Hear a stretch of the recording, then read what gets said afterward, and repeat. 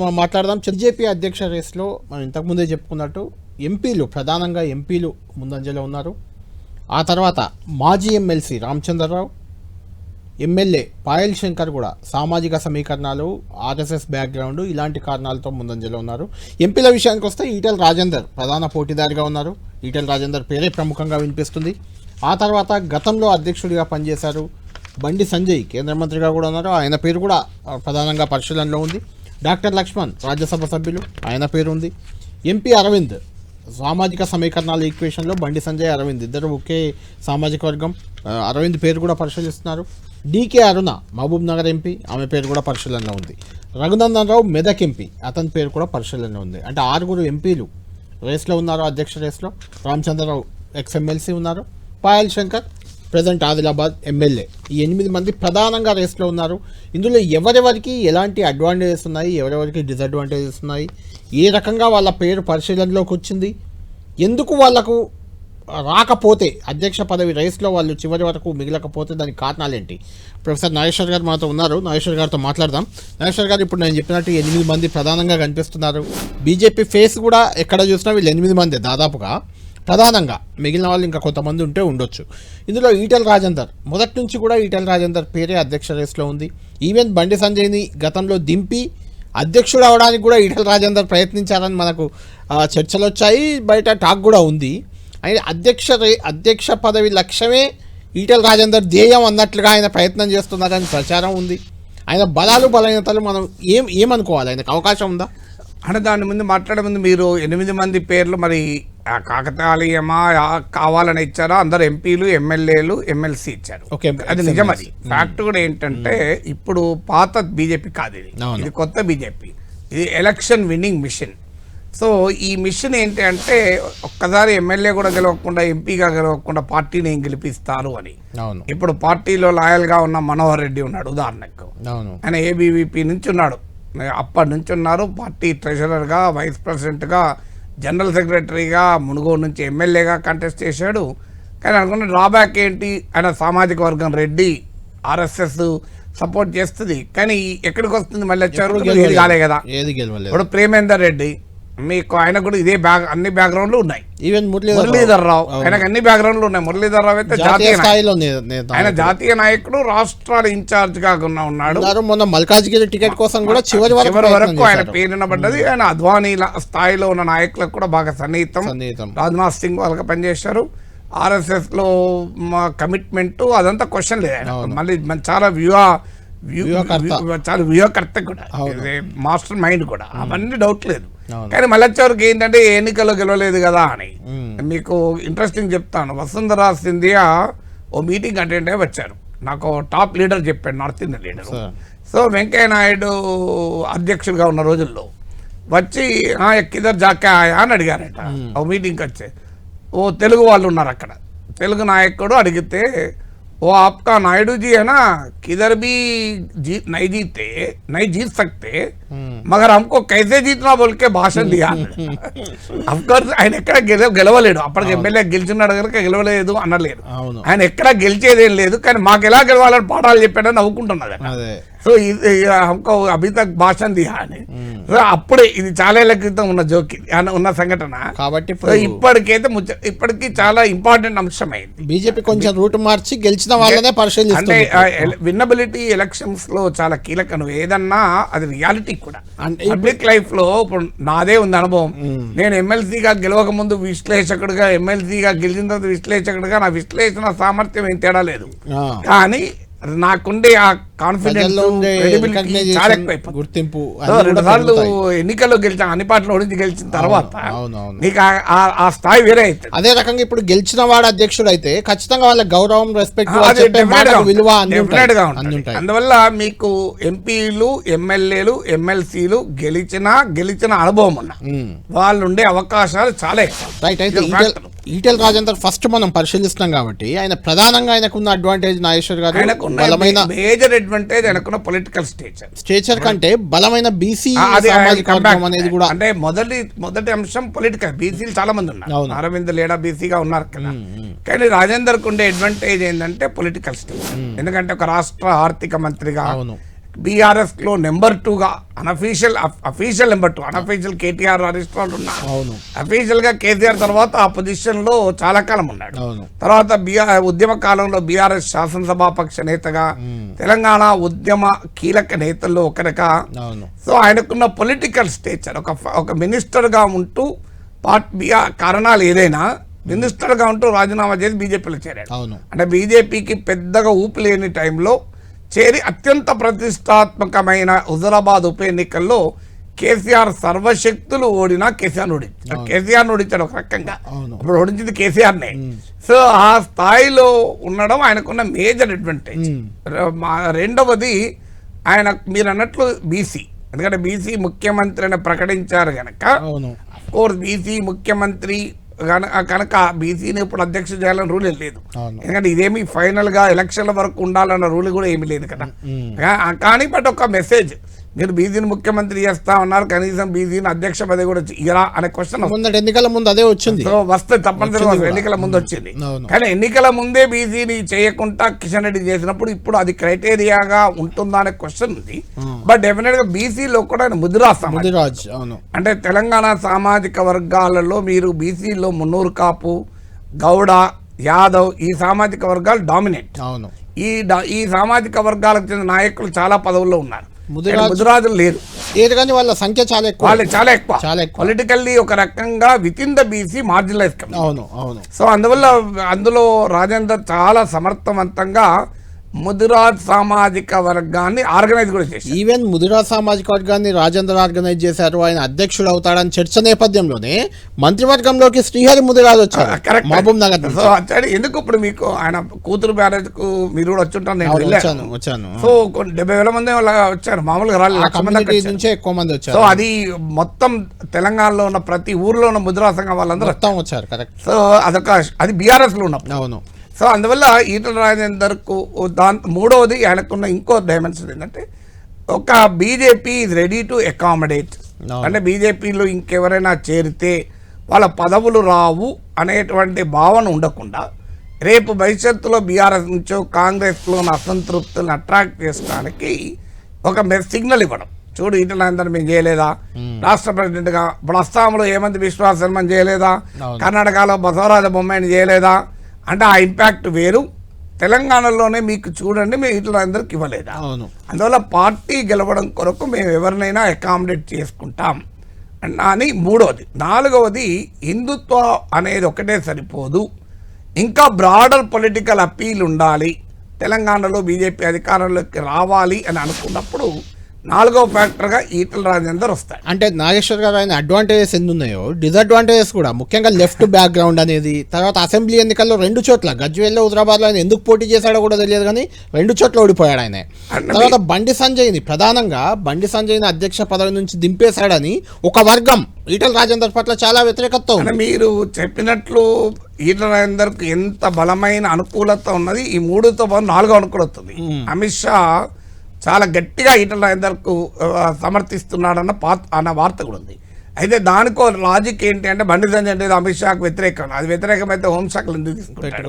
వ్యతిరేకత కాదని అంచనా. ఇప్పుడు బండి సంజయ్ ఈటల రాజేందర్ అయితే తెలంగాణలో పార్టీ పెరుగుతుంది అనే బలమైన అంచనా అమిత్ షాకు ఉందని, బిఎల్ సంతోష్ మోడీకి కూడా లేని అంచనా అమిత్ షాకు ఉంది అని బీజేపీలో అత్యంత సన్నిహిత వర్గాల వాళ్ళు చెప్తుంటారు. తర్వాత అయితే మీరు అన్నట్టు ఇక్కడ ఇంపార్టెంట్ పాయింట్ ఏంటంటే, ఈటల రాజేందర్కు ఎంత అనుకూల పాయింట్స్ ఉన్నాయో అంత రెసిస్టెన్స్ ఉంది. చాలా పెద్ద రెసిస్టెన్స్ ఉంది. ఆ రెసిస్టెన్స్ లో మీరు చెప్పిన 2 ఫ్యాక్టర్స్ ఇంపార్టెంట్ అనుకోను. ఒకటి, ఆయన లెఫ్ట్ బ్యాక్గ్రౌండ్ ఎవరు పట్టించుకోరు, అది పెద్ద సమస్య కాదు, అన్ని బ్యాక్గ్రౌండ్ లో అన్నింటిలో చేరుతున్నారు.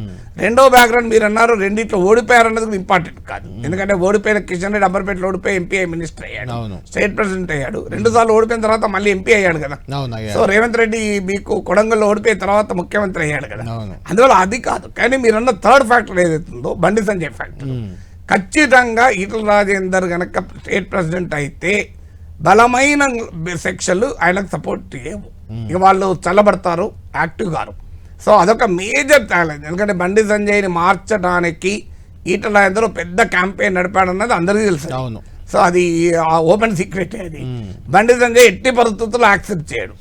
ఆయన చివరి నిమిషం వరకు డెఫినెట్ గా రెసిస్ట్ చేస్తాడు. అంటే నాగేశ్వర్ గారు మీరు అన్నట్టు అమిత్ షా అంత సపోర్ట్ గా ఉన్న ఈటెల రాజేందర్కి ఆయనకు ఇప్పటి వరకు రాకుండా ఎప్పుడో రావాల్సింది అధ్యక్ష పదవి. వాస్తవానికి మీరు అన్నట్టు అమిత్ షా సపోర్ట్ ఉంది కాబట్టి, కానీ మిగిలిన వాళ్ళంతా ఈటెలకు తప్ప అని ఒక క్యాంపెయిన్ తీసుకున్నారు. మీకు అందులో ఆర్ఎస్ఎస్ అయితే ఈ మధ్య కాలంలో ఈటెల రాజేందర్ ఆర్ఎస్ఎస్ నాయకులు కూడా కలుస్తున్నారు. సో నా వల్ల అంటే బట్ ఏదున్నా ఆర్ఎస్ఎస్ కు కంపాటబుల్ అయితే ఉండడు. తర్వాత మీకు ఇట్లందరికీ ఉన్న ఇంకో నెగిటివ్ అంటే ఇప్పుడు హిందుత్వ క్రెడెన్షియల్స్ బీజేపీలో లీడర్ కావడం కంపల్సరీ. మీకు రఘునందన్ రావు, ధర్మపురి అరవింద్, వీళ్ళకి ఆర్ఎస్ఎస్ అరవింద్ కూడా ఉండట్లేదు. బట్ మీకు ఎవరికి అనుమానం కూడా రాదు. మీరు ఇప్పుడు రఘునందన్ రావు ఉన్నాడు అనుకోండి, అంటే వాళ్ళు మారిపోయారు, వాళ్ళు మారిపోలేదు, వాళ్ళు మారినట్టు నటించగలుగుతారు. ఇప్పుడు రఘునందన్ రావు సమర్థవంతంగా ఆయన ఆర్ఎస్ఎస్ వాళ్ళకే ఎక్కువ మాట్లాడుతున్నారు. సో ఆయన ఇప్పుడు హేమంత్ బిశ్వ శర్మ మారడం కాదని, బట్ దేనో బీజేపీ నాయకుడిగా ఉండాలి అంటే when you are in Germany you should behave like a German. So అందువల్ల రఘునందన్ రావు చాలా తెలివైన వాడు గనక, అడ్వకేట్ కదా, ఏదైనా వాదించగలడు కదా. So when you are in Hindutva politics ఆడుకోరు హిందుత్వవాది అని. సో ఈటల రాజేందర్ ఏమో ఆ స్థాయిలో మీరు ఎక్కడ ఆయన ట్రాన్స్ఫర్మేషన్ లేదు. అన్నిటికంటే నాగేశ్వర్ గారు ఈటల రాజేందర్ కు ప్రధానంగా డ్రాబ్యాక్ ఈ మధ్య కాలం చర్చల్లో ఉంది, ఒకటి వస్తుంది, అది నిజంగా ఇంపాక్ట్ ఉంటుందా లేదా మీరు చెప్పాలి. కాళేశ్వరం కమిషన్ ముందుకెళ్ళి, కాళేశ్వరం కమిషన్ చాలా గొప్ప ప్రాజెక్టు, చాలా బాగా కేసీఆర్ కట్టాడు, కాళేశ్వరం వల్ల నేను చుట్టూ నీళ్లు చూశాను, తెలంగాణ సస్యశ్యామలమైందంటూ ఆయన మాట్లాడిన మాటలు, ఆ తర్వాత దానికి కౌంటర్గా ఈరోజు కూడా అమిత్ షా నిజామాబాద్ సభలో కాళేశ్వరం ఏటీఎంగా మారింది బీఆర్ఎస్ కన్నా ఆయన కామెంట్ చేశారు. బండి సంజయ్ కూడా మొన్న రియాక్ట్ అయ్యారు.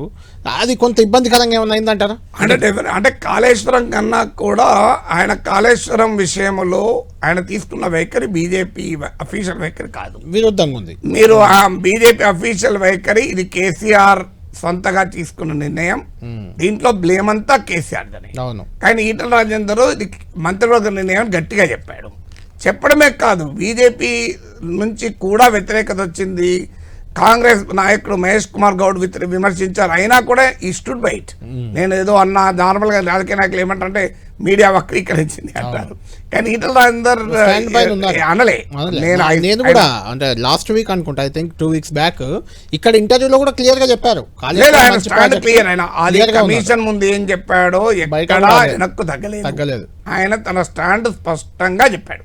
అందువల్ల ఇక్కడ ఒక కాంటెక్స్ట్ ఏంటంటే బీఆర్ఎస్ తో రాజీ పడతాడు, ఎందుకంటే ఆ మధ్య హరీష్ రావు కలిశాడు, కేసీఆర్ తో ఫోన్ లో మాట్లాడాడని. అన్నిటికీ మించి ఈటల రాజేందర్ బీజేపీలో వచ్చినప్పుడు చాలా మంది ఆశించింది ఏంటంటే బీఆర్ఎస్ నుంచి పెద్ద ఎత్తున ఈయన కాంటాక్ట్లు ఉన్నాయి, ఎవరు పట్టుకొస్తాడు. అందుకని నన్ను చేరికల కమిటీ కూడా చైర్మన్ చేశాను, గుర్తుంటే, కానీ ఎవరు చేరలేదు. ఈయనతో పాటు వచ్చిన తుల ఉమా, రవీందర్ రెడ్డి, ఏనుగు రవీందర్ రెడ్డి కూడా బీఆర్ఎస్. ఆయనే కాదు, మీకు రాజగోపాల్ రెడ్డి వెళ్ళిపోయాడు, వివేక్ వెళ్ళిపోయాడు, రెడ్డి వెళ్ళిపోయాడు, చాలా మంది వెళ్ళిపోయారు. సో తర్వాత ఈయనకు ఇంకొక డైమెన్షన్ ఏమొచ్చింది అంటే మీకు కేసీఆర్ కుంభకోణాలు చాలా బయట పెడతాడు అని నమ్మారు ఈయనకు, కానీ ఇంతవరకు ఒక్కటి బయట పెట్టింది కుంభకోణంగా ప్రచారంలో ఉన్నదే బాగుందని చెప్పి బయటకు వచ్చాడు. ఇప్పుడు ఇంకొక డైమెన్షన్ కూడా ఉంది. రేపు నిజంగానే కాళేశ్వరము, టెలిఫోన్ ట్యాపింగ్ ఈ రెండు తెలంగాణ రాజకీయాలు ప్రభావితం చేయబోయే కేసులు. ఈ రెండు కేసుల్లో కాంగ్రెస్ ప్రభుత్వం బలమైన సాక్ష్యాధారాలతో బీఆర్ఎస్ ని ఇబ్బంది పెట్టే ప్రయత్నం చేస్తుంది. అందులో కొల్లేటరల్ డ్యామేజ్ అంటారు. ఇప్పుడు మనం ఒకదాని మీద అడిగితే ఇంకో దాని మీద, ఆ కొల్లేటరల్ డ్యామేజ్ బీజేపీ అవుతుంది ఈటల రాజేందర్ అధ్యక్షుడు అయితే. ఈటల రాజేందర్ మీద కూడా పడుతుంది, ఆటోమేటిక్ ఈటల రాజేందర్ మీద పడుతుంది. ఎందుకంటే ఆయన అప్పుడు ఫైనాన్స్ మినిస్టర్ గా ఉన్నాడు, కేబినెట్ మంత్రిగా ఉన్నాడు. టెలిఫోన్ ట్యాపింగ్ ఆయన తెలియకుండా జరగదు. అయితే లైన్ కూడా డిఫరెంట్ గా ఉంది, ఆ విషయంలో లైన్ డిఫరెంట్ గా ఉంది. ఇప్పుడు కాళేశ్వరము టెలిఫోన్ ట్యాపింగ్ లో గనక కాంగ్రెస్ ఇంకా దూకుడు పెంచి బీఆర్ఎస్ ను కార్నర్ చేసే పరిస్థితి వస్తే కొల్లేటరల్ డ్యామేజ్ బీజేపీకి ఉంటుంది. సో బీజేపీ ఏంటంటే కేసీఆర్ ను కాంగ్రెస్ ఇద్దరిని తిరిగితేనే బీజేపీకి తెలంగాణ ఫ్యూచర్ ఉంటుంది. ఇది కాకుండా కేసీఆర్ ను తో రాజీ పడ మీకు ఎందుకు అసలు సంజయ్ని మార్చడం వల్ల జరిగిన డ్యామేజ్ ఎక్కడ? కేసీఆర్ కోసమే సంజయ్ని మార్చారు, ఎందుకంటే సంజయ్ కేసీఆర్ మీద దూకుడుగా ఉన్నాడు. బీఆర్ఎస్ ను బీజేపీ మధ్య ఉండే ఆ అవగాహన వల్లనే జరిగింది అనేదే కదా బీజేపీ. సో అందువల్ల ఆ ఫ్యాక్టర్ చాలా క్లియర్ గా ఉంది. రైట్. ఈటల రాజేందర్ పక్కన పెడితే ఇక మిగిలిన విషయానికి వద్దాం. మెయిన్గా ఆయన పేరే ఉంది కాబట్టి ఆయన గురించి చాలా ఎక్కువగానే చర్చించాం మనం. బండి సంజయ్ మళ్ళీ అవకాశం ఉందంటారా బండి సంజయ్కి మళ్ళీ అధ్యక్షుడు? ఎందుకంటే ఆల్రెడీ కేంద్ర సహాయ మంత్రిగా ఉన్నారు ఆయన, గతంలో రాష్ట్ర అధ్యక్షుడిగా పనిచేసిన అనుభవం, తర్వాత హిందుత్వవాది, జాతీయ స్థాయిలో ఆయనకున్న ఇమేజ్, కేంద్ర మంత్రి, ఇవన్నిటితో పాటు ఇంకే ఆయనకు నెగిటివ్స్ కూడా ఉన్నాయి, అందరినీ కలుపుకపోలేదని కానీ ఈటెల రాజేందర్తో ఉన్న గ్యాప్, ఇలాంటి నేపథ్యంలో సంజయ్కి ఏమన్నా ఛాన్స్ ఉందంటారు? అంటే Sanjay is a powerful leader in BJP. నువ్వు ఎవరు అవునన్నా కాదన్నా హిందుత్వ ఓటర్స్తో బీజేపీ ఎవరేజ్ కార్యకర్తతో ఎమోషనల్ కనెక్ట్ ఉన్న నాయకుడు బండి సంజయ్. మీరు నిజామాబాద్ సభలో కూడా చూడండి, బండి సంజయ్ పేరు చెప్పినాక ఆ సభలో ఏ రకమైన రెస్పాన్స్ వచ్చింది అని మీకు ఏ నాయకునికి రాలేదు. యూత్ లో చాలా ఫాలో అయింది. సో మీకు అంటే నాట్ జస్ట్ ఇన్ బీజేపీ కార్యకర్త, ఈవెన్ ఓటర్లలో కూడా. సో యాంటీ కేసీఆర్ అంటే బండి సంజయ్ అధ్యక్షుడు అయితే కేసీఆర్ తో రాజీ పడడు అనేటువంటి డైమెన్షన్ కూడా బండి సంజయ్కి కలిసి వచ్చే అంశం. తర్వాత బండి సంజయ్కి ఉన్న ఆర్ఎస్ఎస్ కమిట్మెంట్, నేపథ్యము, లాయాలిటీ, ఎందుకంటే ఆయన ఎన్నికలకు రాలేదు కదా, మీకు బండి సంజయ్ వచ్చింది ఐడియాలజీతో. సో ఆయన బలమైన హిందుత్వ అంటే ఒకవేళ బండి సంజయ్ని చేయకపోతే బీజేపీ మెసేజ్ ఏంటంటే హిందుత్వ సరిపోదు లేదా హిందుత్వ కాదు, మేము ఇంకో ఎజెండాతో పోతామని. హిందుత్వ అనుకుంటే ఫస్ట్ ఆప్షన్ బండి సంజయ్, అనుమానమే లేదు. హిందుత్వ కాకపోతే అంటే రాజాసింగ్ లాంటి వాళ్ళు కూడా పోటీ చేస్తారు అంటున్నారు, కానీ రాజాసింగ్ తెలంగాణ ఎంత కాదన్నా అవుట్ సైడర్ లాగానే ఉంటాడు ఆయన. సో బట్ ఆయన ఎవరికి వినడు. ఇంకా బండి సంజయ్కి ఇతరులను కలుపుకొని పోడు అన్నది బీజేపీలో చాలా మంది నాయకులకు ఉన్నది. సో ఎవరిని కలుపుకొని పోరు, ఇది జరిగే పనే కాదు అది బీజేపీలో. మీరు ఎవరు ప్రెసిడెంట్ అయినా మిగతా వాళ్ళందరూ కలుపుకొని పోవడం. అందువల్ల బండి సంజయ్కి ఉన్న అడ్వాంటేజ్ అయితే ఒకటి ఇక్కడ కీలకమైన మనసు కళ్యాణ్, ఇప్పుడు ఎలక్షన్ల వరకు బండి సంజయ్ని తేవాలి అనుకుంటే ఈటల రాజేందర్ రాడు. ఎందుకు అంటే ఈటల రాజేందర్ పెట్టాక బండి మార్చడం అనేది జరగదు, అన్లెస్ ఆయన ఏదన్నా పెద్ద తప్పు చేసి ఆయన సెల్ఫ్ గోల్ ఎక్కువ వేసుకుంటారు. బండి సంజయ్ అంతే కదా, అంటే బండి సంజయ్ని మార్చినా నీకు ఎలక్షన్ల వరకు ఆయనే ఉంటాడు. కానీ రేపు ఒకవేళ పార్టీ ఇక ఇప్పుడైతే ఎవరినోని పెట్టి ఎలక్షన్ల వరకు బండి సంజయ్ని తేవాలి అని అనుకుంటే, ఎందుకంటే అప్పటి వరకు ఒక వాతావరణం తేవాలి కదా, ఇప్పుడు చాలా లాంగ్ టైం ఉంది కదా. సో అప్పటి వరకు లిమిటెడ్ ఓవర్ మ్యాచ్ ఆడాలి కదా అనుకున్నప్పుడు మాత్రం ఎందుకంటే ఎవరో ఒకరు డామినెంట్ లీడర్ కాకుండా ఉంటారు, డామినెంట్ సామాజిక వర్గం కూడా కాకుండా ఉంటాడు. సో ఈటల రాజేందర్ ఎలా అయితే సామాజిక వర్గం ఒక ఇంపార్టెంట్ ఫ్యాక్టర్, బండి సంజయ్ కూడా ఇంపార్టెంట్ ఫ్యాక్టర్. సో అక్కడ ఆయనకి ఏది తేడా లేదు మళ్ళీ బీసీ లీడర్ అనే విషయంలో. ఇప్పుడు రెండు వర్గాలు అంటే ఈటల రాజేందర్ వర్గం, బండి సంజయ్ వర్గం ఎవరు అవునన్నా కాదన్నా రెండు వర్గాలు క్లియర్ గా కనిపిస్తున్నాయి బీజేపీలో. మిగతా వర్గాలు అంటే రెండు నదులు మిగతా ఉపనదులు లాగా ఉన్నాయి, అవి కూడా కృష్ణా నది, గోదావరి నది లాగా. ఈ అందరినీ ఏకతాటపైకి తెచ్చి కొంత పెద్దన్న పాత్ర పోషిస్తాడు, కొంచెం నడపగలుగుతాడు పార్టీని. ఎలక్షన్ వరకు మీరు చెప్పినట్టు ఎలక్షన్ ముందు మళ్ళీ ఎవరినైనా మార్చుకోవచ్చు అనుకున్నప్పుడు లక్ష్మణ్ కూడా ఛాయిస్ గా కొంతమంది చెప్తున్నారు. అంటే లక్ష్మణ్ పెద్ద మనిషి, అందులో డౌట్ లేదు. కానీ లక్ష్మణ్ ఆల్రెడీ జాతీయ రాజకీయాల్లోకి వెళ్ళిపోయాడు. ఆయన బీజేపీ జాతీయ మోర్చా నాయకుడు, ఈవెన్ జాతీయ అధ్యక్షుడు కూడా కిషన్ రెడ్డితో పాటు లక్ష్మణ్ పేరు వినబడుతుంది.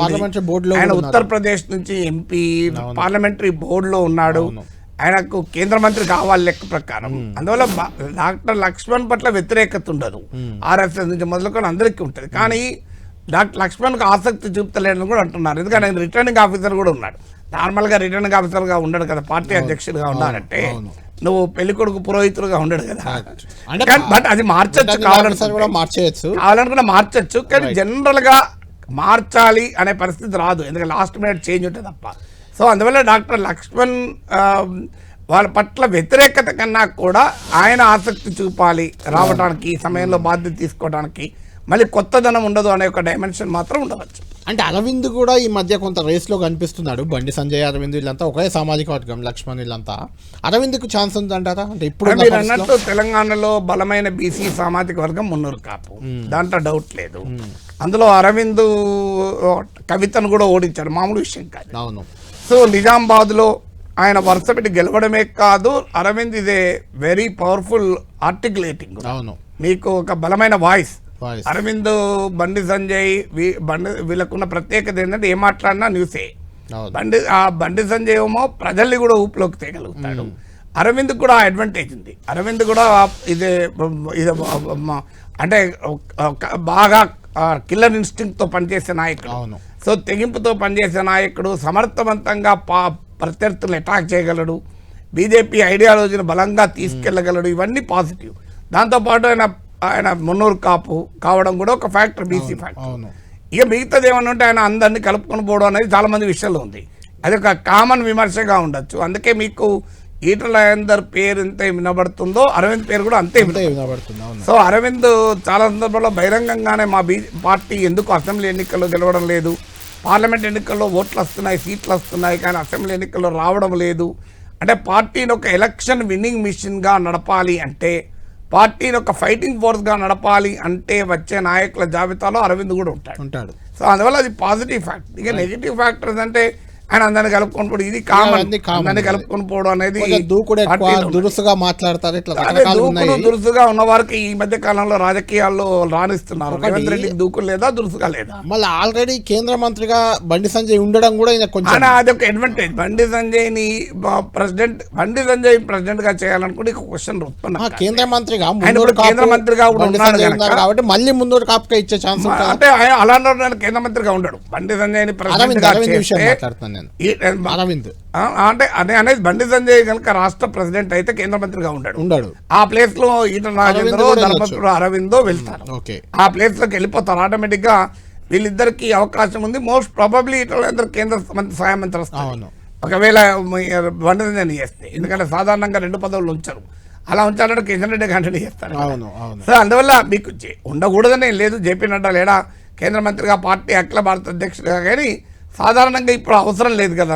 అంటే ఇక్కడ ఇంకొక చర్చ నాగేశ్వర్ గారు, కాంగ్రెస్ పార్టీ రెడ్డి సామాజిక వర్గం కాంగ్రెస్ పార్టీ చుట్టూ పోలరైజ్ అయింది, రేవంత్ రెడ్డి చుట్టూ పోలరైజ్ అయింది. మహబూబ్ నగర్ జిల్లాలో ప్రభావం ఎక్కువ వాళ్ళది కాబట్టి డీకే అరుణ పేరు కూడా ప్రధానంగా చర్చలోకి వస్తుంది. ఆమె జాతీయ స్థాయిలో ఉపాధ్యక్షురాలిగా కూడా ఉన్నారు. మహబూబ్ నగర్ సీఎం సొంత జిల్లాలో ఎంపీగా గెలిచారు. బలమైన నాయకురాలు ఆమె, మహిళా నాయకురాలు అందులో కూడా. కాకుండా ఆమెకు మెయిన్గా వస్తుంది ఏంటంటే ఇప్పటిదాకా కిషన్ రెడ్డి కేంద్ర మంత్రిగా ఉన్నారు, రెడ్డి సామాజిక వర్గం.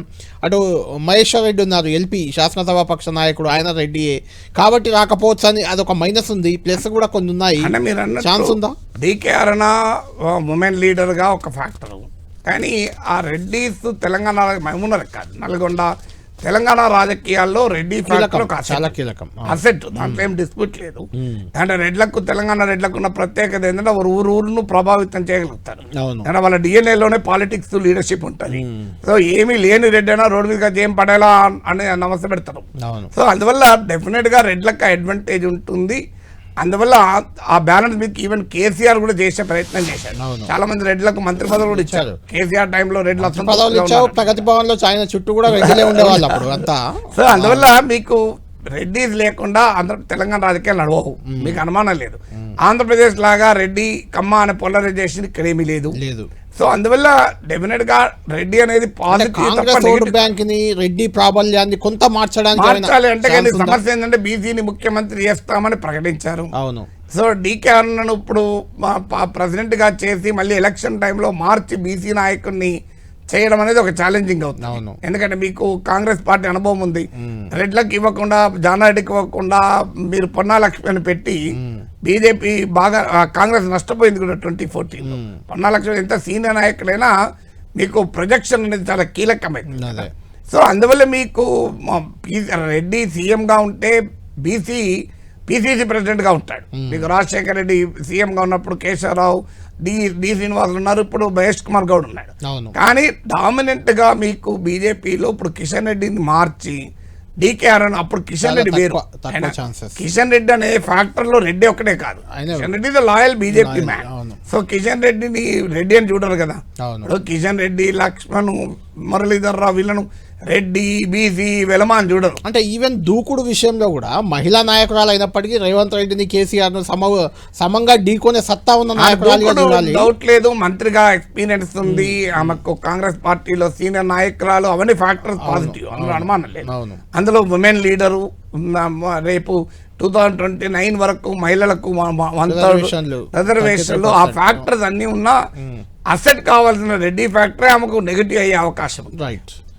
ఇంకొకటి, రేవంత్ రెడ్డి సామాజిక వర్గం, రేవంత్ రెడ్డి జిల్లా, డీకే అరుణ విషయం అలా ఉంటే, ఇక కేసీఆర్ సామాజిక వర్గం, కేసీఆర్ జిల్లా, మెదక్లో అసలు ఎక్కడ పెద్ద బీజేపీ ప్రభావం లేని మెదక్ జిల్లాలో ఎంపీగా గెలిచి వచ్చిన రఘునందన్ పేరు ప్రధానంగా కొంత చర్చకు వస్తుంది. అంటే ఆయన మాట్లాడే విధానం, దూకుడు, మీరు అన్నట్టు ఆర్ఎస్ఎస్ కాకపోయినా ఆర్ఎస్ఎస్లో ఇన్వాల్వ్ అయిపోయిన తీరు, ఆ భావజాలంతో నడుస్తున్నది.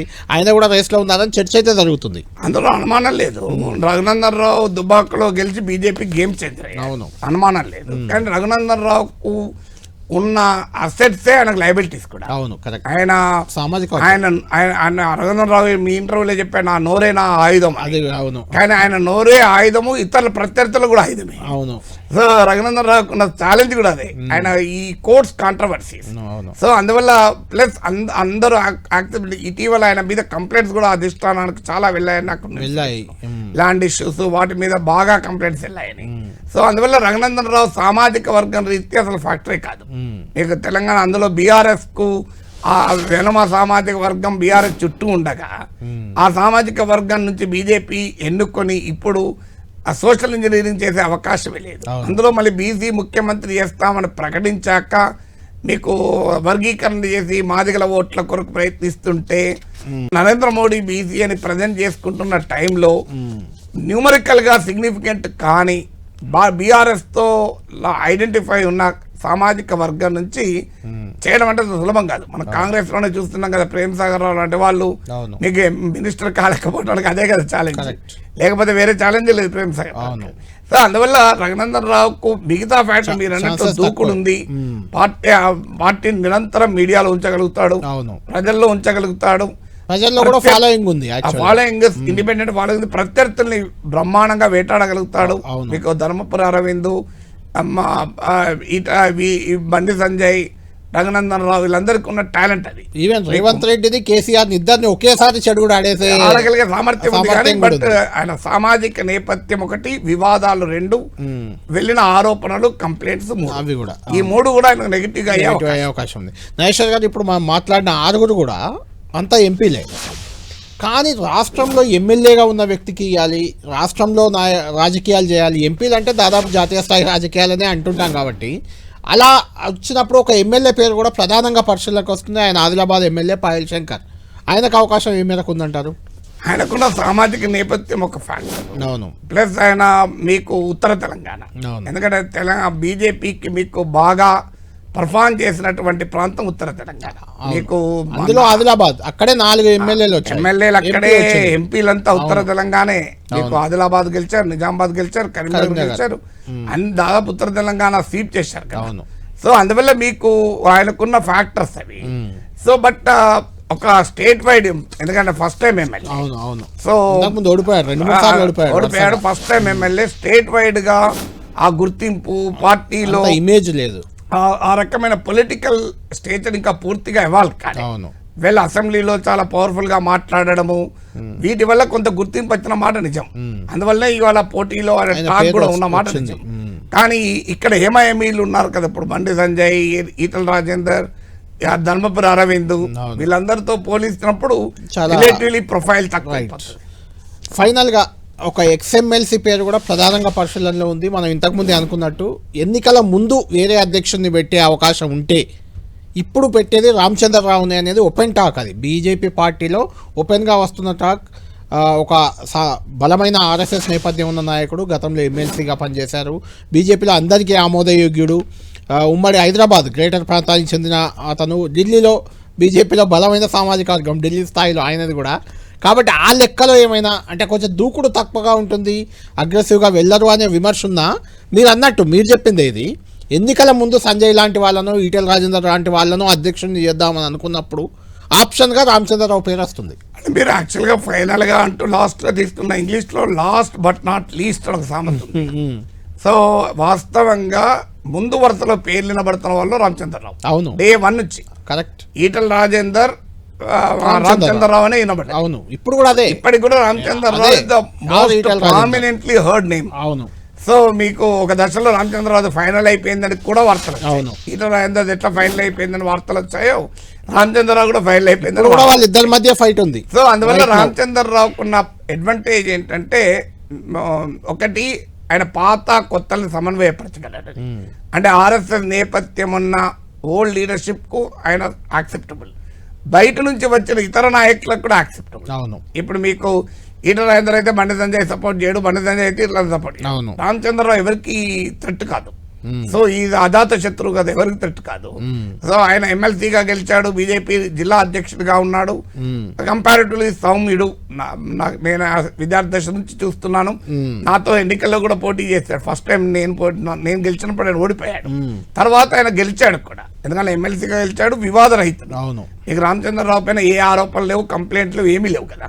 సో అందువల్ల ఆయన వివాదరహితుడు కూడా, కాంట్రవర్సీస్ లేవు, పాత కొత్తలకు యాక్సెప్టబుల్, జాతీయ నాయకత్వానికి కూడా సాన్నిహిత్యం ఉంది. అవును, మీకు అరుణ్ జైట్లీ నుంచి మొదలుకొని ఇప్పటి వరకు మీకు జాతీయ నాయకత్వానికి ఉంది. ఆర్ఎస్ఎస్ బలమైన మద్దతు ఉంటుంది. ఆయనకున్న ఏకైక డ్రాబ్యాక్ బ్రాహ్మణ్ సామాజిక వర్గమే ఏకైక. అందులో తెలంగాణ రాజకీయాల్లో కీలక సామాజిక వర్గం కాదు. కానీ మీకు ఇతర సామాజిక వర్గాలకు చెందిన నాయకుల్ని చేసినప్పుడు మీరు బీసీని సీఎం చేస్తామన్నారు కదా అన్న విమర్శ రామచంద్రరావు చేస్తారు.